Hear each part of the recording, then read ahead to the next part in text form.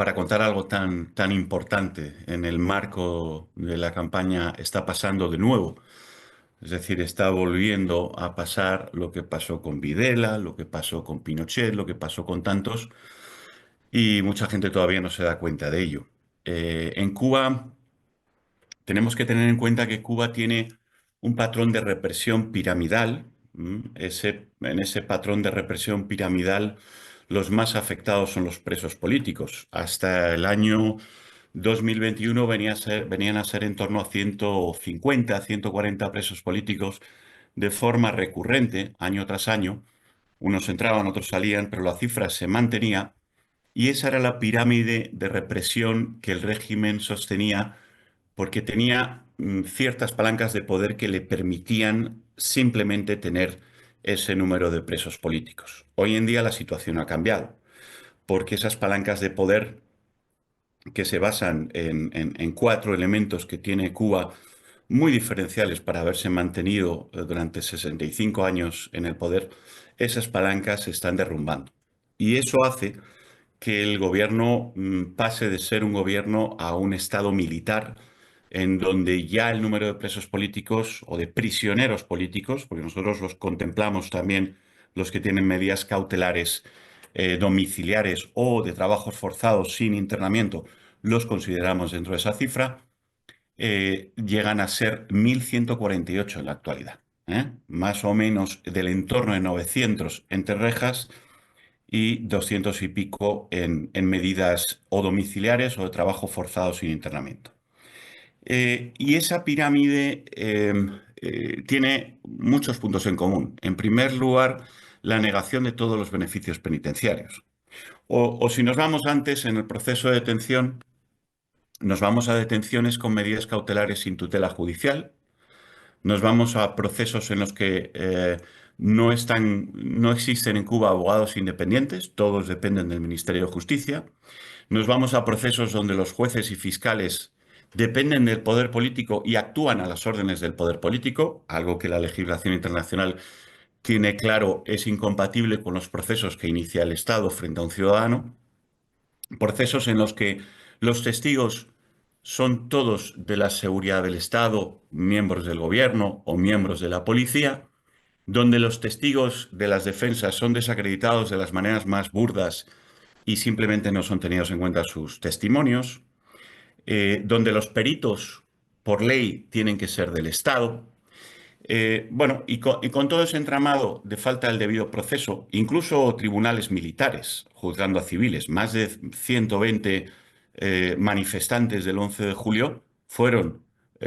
sentenciados por tribunales militares y procesados por fiscalías militares, ¿no? Bueno, pues después de ese proceso es común la negación de beneficios penitenciarios, las torturas, los tratos diferenciados, vejaciones, meter a presos que trabajan para la dictadura y provocarle heridas a las víctimas. Bueno, todo un entramado de situaciones que seguro que las víctimas que hoy en día están con nosotros van a describir con todo detalle.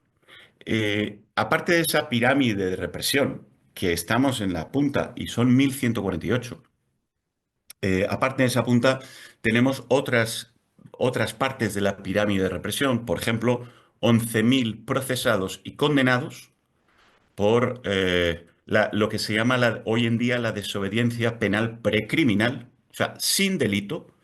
porque te manifiestas proclive a poder cometer delitos en el futuro, ya directamente a los jóvenes les meten una causa de 1 a 4 años y algunos los encarcelan y otros los pasan a trabajos forzados. Ese es otro layer de represión. Y luego lo que son los hostigamientos y todo lo que es la detención constante de ciudadanos, citaciones policiales, etcétera, que es una parte de la pirámide que afecta a muchísima más población, miles y miles de ciudadanos que son hostigados. Esa es la forma de control del régimen cubano, que seguramente tendrá muchísimas similitudes con el sistema venezolano y con el sistema nicaragüense, porque los tres se basan en una teoría que ha creado el cáncer de Latinoamérica, que es el régimen cubano, que es llegar al poder mediante unas elecciones democráticas, subvertir los instrumentos de independencia de los poderes del Estado, cambiar las legislaciones y meter delitos penales como el que mencionabas antes de propaganda enemiga o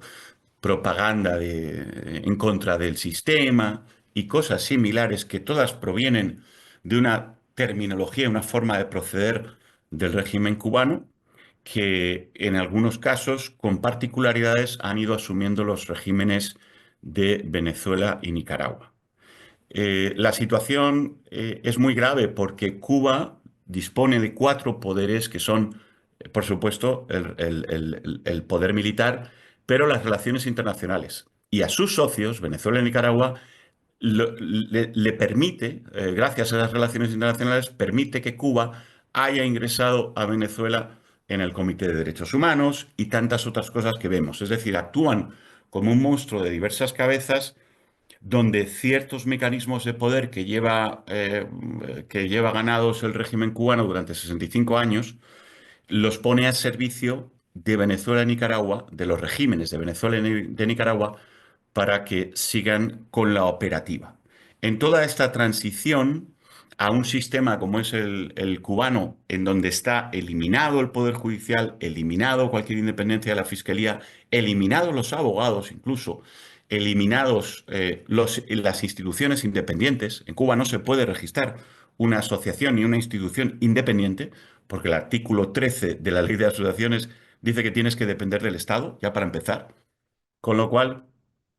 toda esta mecánica evidentemente está en una cierta transición, tanto en Venezuela como en Nicaragua, pero ya han llegado a un proceso en el cual se han anquilosado y realmente el régimen cubano y estos tres regímenes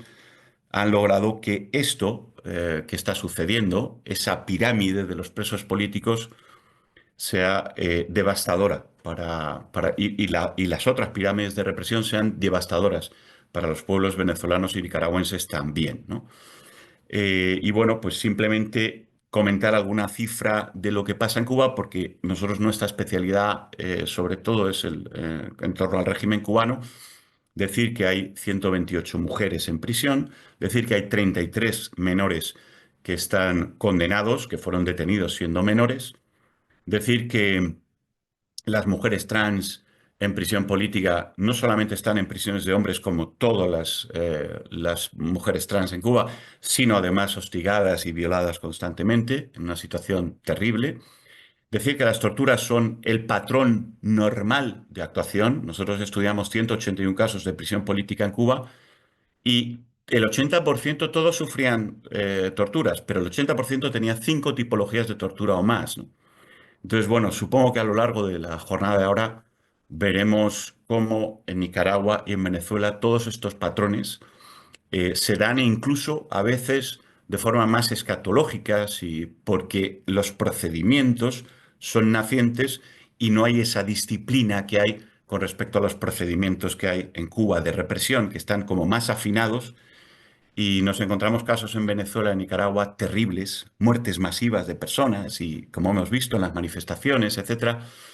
y cosas que en Cuba ocurren de una manera mucho más solapada, mucho más escondida y mucho más procedimentada y seguro que veremos cosas que hacen daño realmente al alma oírlas, ¿no? Respecto a Venezuela y Nicaragua, estoy seguro. Y no mucho más, Yaritza. Muchísimas gracias por esto, por esta posibilidad de hablar en este foro y te doy paso, te doy la palabra.